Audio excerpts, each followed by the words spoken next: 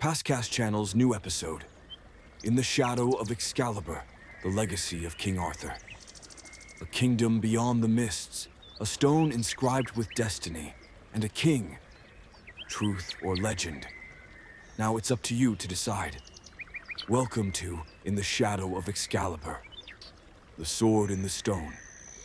The birth of a legend, an ancient legend rising from the mist. A destiny written before a king was ever born, and a sword that no one could pull from stone. In this episode, we journey to that first moment where history and myth blend into one. The birth of the legend of King Arthur. A kingdom in ruins. Britain was caught in the grip of a dark age. After the fall of the Roman Empire, a power vacuum emerged across the island. Tribal wars, invasions, and endless infighting plunged the people into despair. There were many lords, but no true king. Rival rulers fought for the throne, while the people prayed for peace and unity. And just then, from the shadows, someone emerged. Merlin. Merlin, the seer of fate. To some, a wizard. To others, a sage. And to a few, a prophet who could walk between times. Merlin was the first keeper of the Arthurian legend.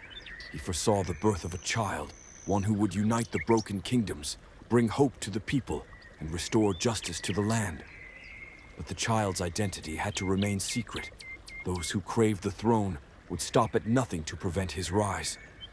So Merlin entrusted the boy's safety to a noble knight named Sir Ector. No one knew the truth. The child was the son of Uther Pendragon, the last great king of Britain. His name, Arthur. Destiny calls, the sword in the stone. Years passed. The throne of Britain remained empty. The lords kept fighting, and the people were weary. Then one day something mysterious appeared in the courtyard of a church in London. A stone, and a sword embedded in it. Inscribed in golden letters were the words, "Whoso pulleth out this sword from this stone is the rightful king of all Britain." Was it a miracle, or part of Merlin's design? No one knew. But one thing was clear. No matter how strong, no knight could move the sword, not even an inch. A servant's destiny. Arthur was still believed to be the son of Sir Ector, serving as a squire to the knights. One day during a tournament, Sir Kay forgot his sword. Arthur went off in search of a replacement. That's when he saw it, the stone, the sword, and no crowd around. He gave it a try, and did what no other could do. He pulled the sword from the stone. In that moment, history changed. At first, no one believed it. "A mere boy, a servant," they cried. But the sword was tested again and again, and only Arthur could draw it. The truth revealed. Merlin no longer kept the truth hidden. He announced that Arthur was of royal blood, the son of Uther Pendragon. The people were skeptical at first, but the sword did not lie. Arthur had not only drawn a sword from stone, he had drawn out hope, justice, and the promise of unity. The beginning of a legend. With that, Arthur was crowned king. Camelot would soon rise. The legend of the Round Table would begin. But that is a tale for another episode. For now, remember this. Some leaders take the throne by force. Others are called by destiny. Arthur was one of the chosen. Pulling the sword was only the beginning. The real challenge was to bear the weight of a kingdom. Arthur did not just draw a blade, he drew forth the hope of all Britain. But that hope would soon be tested. In our next episode, we witness the birth of Camelot and the rise of the Round Table. The Round Table and the rise of the kingdom. It all began with a sword pulled from stone. But being a king was not merely about bearing a symbol. It meant holding a kingdom together, delivering justice, and building a future. In this episode, we explore how King Arthur founded Camelot, how he brought together the Knights of the Round Table, and how he led Britain into its golden age. The birth of Camelot. After Arthur pulled the sword from the stone, Nobles, knights, and common folk from across Britain gathered around him. But Arthur didn't dream of building just another kingdom. He envisioned a legendary realm, a city that would stand as a symbol of justice, equality, and unity. That vision had a name: Camelot. Camelot was more than a palace or a fortress. It was a kingdom with an idea. It was built on a foundation where the highest and the lowest had an equal voice. It became a place where the people felt safe and knights served with honor. The Round Table, a symbol of equality, not power. One of the most remarkable aspects of Arthur's rule was his willingness to share authority. He dismantled the traditional hierarchical throne system and created a council where every knight was seen as an equal. And so, the table they gathered around was designed to be round. The Round Table was not a place where power was concentrated. It was a council where every voice mattered. To sit there wasn't just to be a warrior. It meant being honest, loyal, and noble in spirit. Each knight had a place, but none stood above or below the others. For Arthur, leadership meant not domination, but guidance. Legendary knights. Over time, the Round Table was filled with names that would echo through history, each a legend, each a distinct character. Lancelot, renowned for his courage, yet fated to be tested by the depths of his heart. Gawain, Arthur's nephew, fiercely loyal, yet soft-hearted beneath his armor. Percival, the embodiment of purity and faith, destined to seek the Holy Grail. Galahad, son of Lancelot, the only knight considered truly pure. Tristan, Bors, Kay, and many others. Each brought a different virtue to the table: courage, humility, loyalty, wisdom. Arthur appointed these knights not just to fight battles, but to uphold justice and protect the realm. Each was, in a way, an extension of the king himself. The March of Justice. In Camelot, it wasn't only knights who lived differently. The common people did too. Women and children were protected. Criminals were judged fairly. The divide between rich and poor began to fade. Arthur chose to be a king of his people, not feared, but trusted. The Round Table became not just a war council, but the very conscience of the kingdom. Arthur's justice came sometimes with a sword, sometimes with a single word. His greatest strength was not in striking fear into enemies, but in honoring his friends. As shadows began to creep in, but every rise casts a shadow. Camelot's peace would not be threatened from outside, but from within. The bonds between knights would be tested by betrayal and forbidden desires. For now, Camelot was in its golden age, and at the heart of it stood a king with Excalibur in his hand, his friends at his side, and his people in his heart. A king cannot rule alone. It is those who stand beside him who make him a king. The Round Table was never just a table. It was a belief, a system, an ideal. But every ideal is eventually tested. In the next episode, we'll explore the shadows cast over the hearts of great knights, the forbidden loves and betrayals that shook Camelot.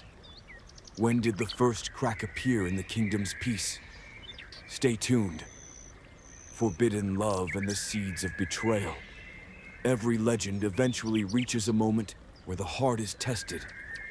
And sometimes, the greatest kingdoms are not shaken by war, but by a glance, a whisper, a love. In this episode, we dive into the forbidden emotions blooming at the heart of Camelot, the betrayals that shattered loyalty, and how the order King Arthur built slowly began to crack. The breaking point from the outside, Camelot still gleamed with glory. The Round Table stood firm, Excalibur still shone. But beneath the surface, an invisible tremor had begun, and its name was love. Love always begins like a captivating melody, but sometimes it ends in a devastating silence. Guinevere and Lancelot, forbidden yet unavoidable. Queen Guinevere, with her beauty and grace, had become the symbol of Camelot. But the one who touched her heart the deepest was another legend, Sir Lancelot. Lancelot was Arthur's most loyal knight. He had fought for him, defended his justice across the land. But fate struck this loyal knight where he was most vulnerable, his heart. The bond between Guinevere and Lancelot began innocently, with respect, then friendship. But over time, a glance became a touch, a silence became a secret, and that secret became the heaviest burden Camelot would carry. Lancelot's loyalty was torn in two. On one side, his devotion to Arthur. On the other, a forbidden love burning within his heart. The shadow of Mordred. Arthur's greatest trial wasn't only of the heart, but of blood. Mordred, in some tales, was Arthur's illegitimate son, in others, simply a traitor. But all legends agree on one thing. Mordred played a central role in Camelot's downfall. Driven by ambition, jealousy, and revenge, Mordred rejected the ideals of the Round Table. He sought not to inherit Arthur's legacy, but to destroy it. And the easiest way to do that was from within. When Mordred discovered the affair between Lancelot and Guinevere, he used it for his own gain. Not only did he expose the betrayal, he lit the fuse that would set the kingdom ablaze. When friendship and loyalty are tested, once the affair was revealed, Guinevere was to be judged. Lancelot attempted to rescue her, and that act drew swords between brothers. The closest friends of Camelot became enemies overnight. The Round Table no longer met. Knights either took sides or quietly walked away. Arthur was torn in two. On one side, the betrayal of the woman he loved. On the other, the knight he trusted above all. But the greatest pain of all was watching the very order he built begin to crumble. The silence of Excalibur. Excalibur was still in Arthur's hand, but it no longer stood for peace. It echoed the footsteps of war approaching. Camelot's golden age was nearing its end, and that ending would not begin with a great war or a violent rebellion. It had already begun with one broken heart, and those hearts were enough to shake the foundations of a kingdom. Sometimes you don't need an army to conquer a kingdom. A secret, a love, a betrayal is enough. Arthur's most loyal friend became his greatest trial, and Guinevere's glance proved sharper than Excalibur. In our next episode, we'll witness the fall of Camelot and the final great battle. As King Arthur's last struggle approaches, the legend begins to transform into tragedy. In pursuit of the Holy Grail, the knight's final journey. Every legend finds its end through a trial. Some are tested by the sword, some by love, and others by faith. The journey that began in the golden age of Camelot now continues with eyes lifted to the sky and footsteps seeking the soul within. In this episode, we explore the mystical and deadly quest for the Holy Grail undertaken by the Knights of the Round Table, the impact of this search on Camelot, and the spiritual transformation of Arthur's kingdom. The Holy Grail, a mission woven with secrets. According to legend, the Holy Grail, the sacred cup used by Jesus at the Last Supper, and which caught his blood at the crucifixion, symbolized eternal wisdom, purity, and divine enlightenment. The one who found it would not only receive God's grace, but ignite a beacon of hope for all humanity. But this quest was not merely a physical journey. To find the Grail was to first conquer the shadows within, and not everyone was ready for that path. The beginning of the quest, one day at the Round Table, a mysterious vision appeared. The Holy Grail descended in a beam of light upon the table, yet no one could touch it. It was a sign. The quest must begin. Arthur knew this journey could weaken the kingdom, but the spirit of the Round Table could not refuse such a calling. And so, Camelot's most noble knights set forth. Lancelot, Gawain, Percival, Bors, and Galahad. Each knight faced himself. The path to the Holy Grail was not straight. It was paved more with conscience than with swords, and each knight was first confronted with his own inner trial. Lancelot was burdened by the weight of his sins. His love for Guinevere had clouded his purity. He came close to the Grail but could not touch it. God's grace would not be given to one whose heart still held worldly desires.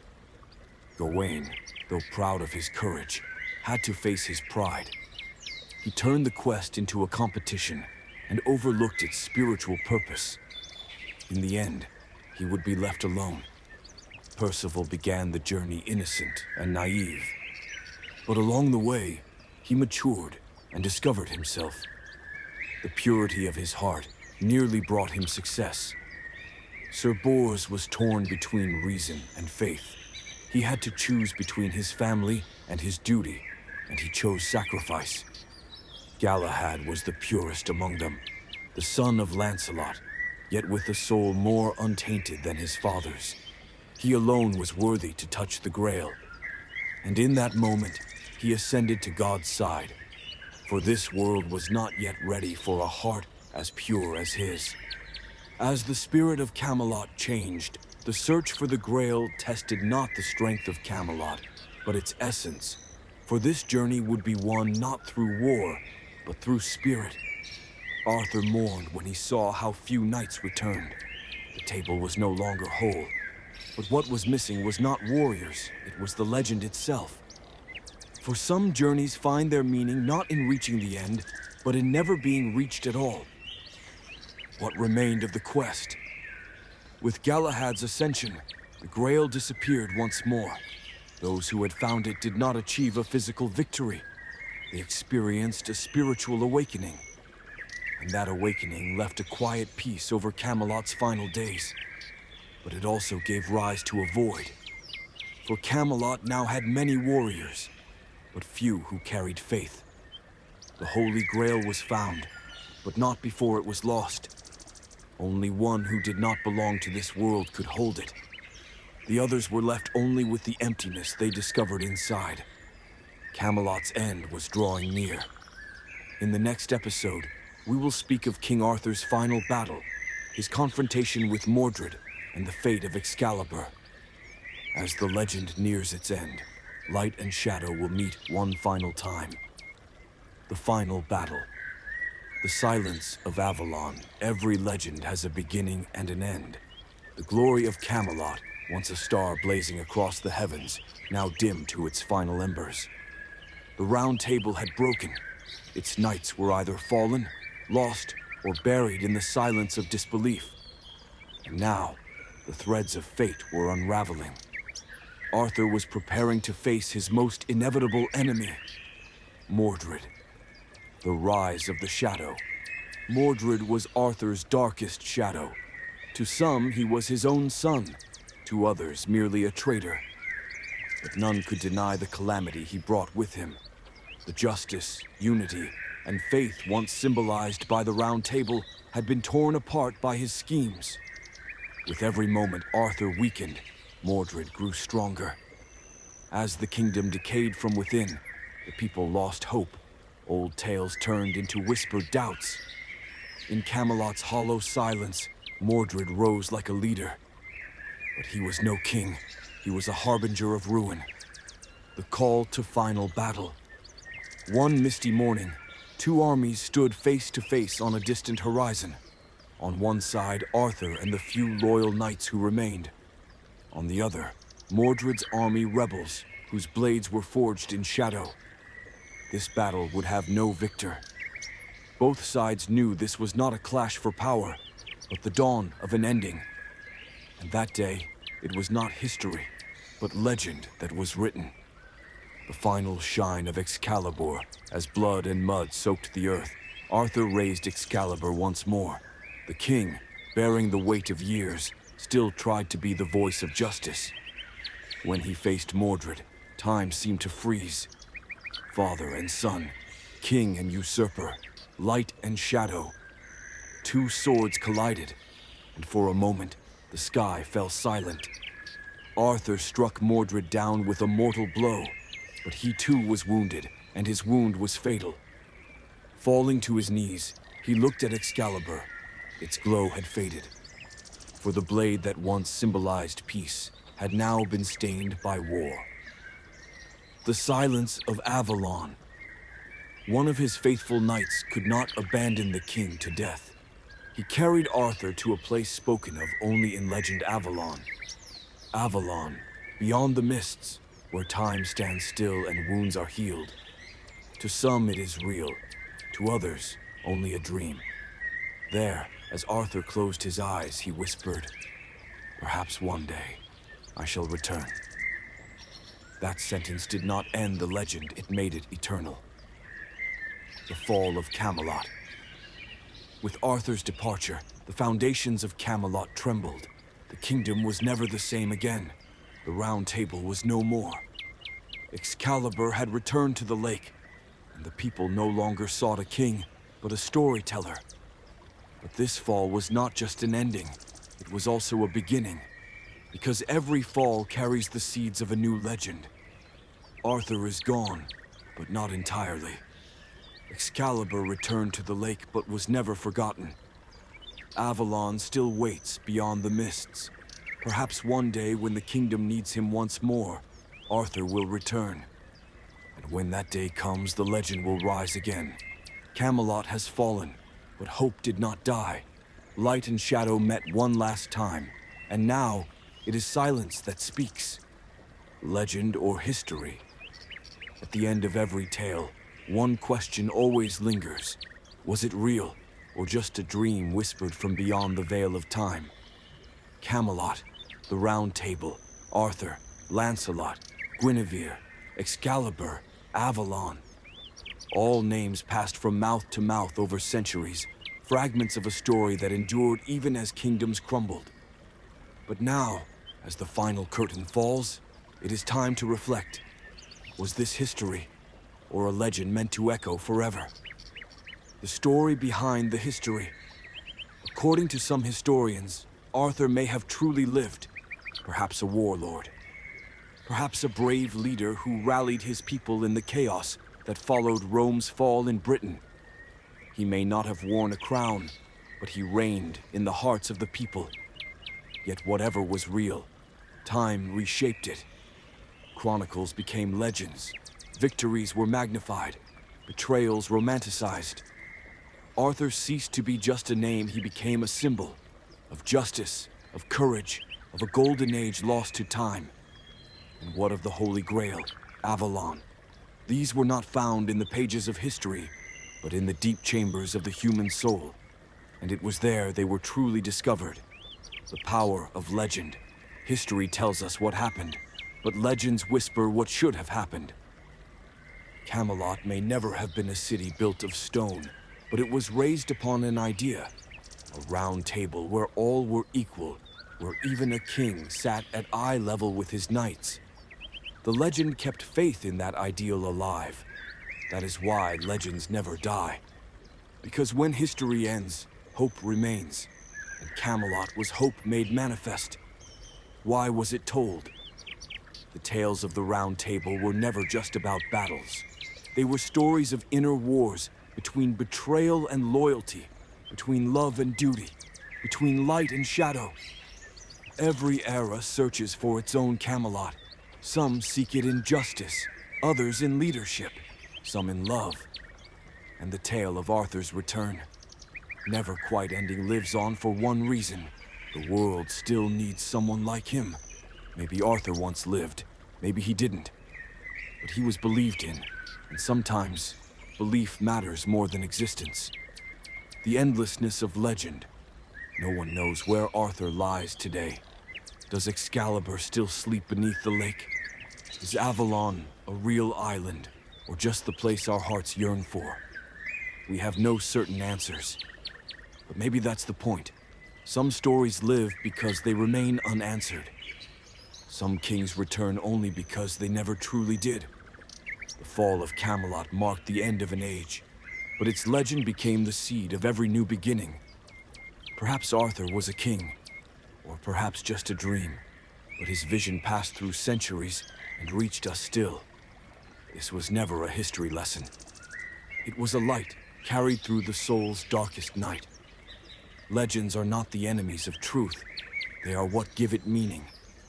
Camelot has fallen, but still, we gather around the round table in our minds.